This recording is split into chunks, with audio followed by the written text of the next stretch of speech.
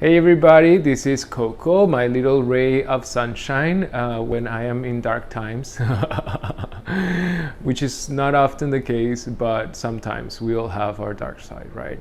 But anyway, I wanted to talk about optimism and what it means. And so, optimism is basically that we have expectations of the future that are positive. We have an idea that in the future we're always going to do good and good things are going to happen to us.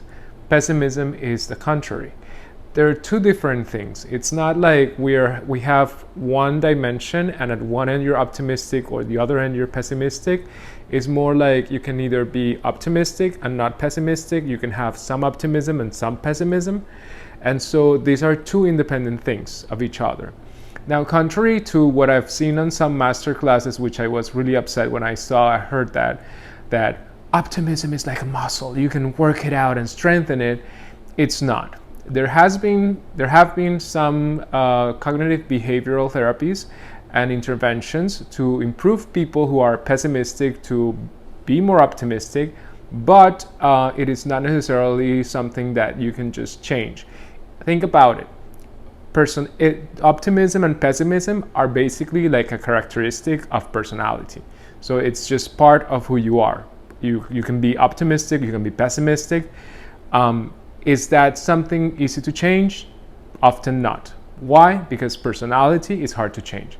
Just like any other trait, like agreeableness, conscientiousness, or any other trait in personality, it's hard to change. Are there variations across situations? Yeah, very likely.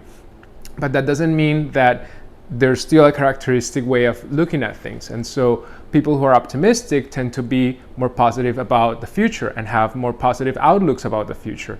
And because of that, they engage in behaviors that are more proactive for their own self-care.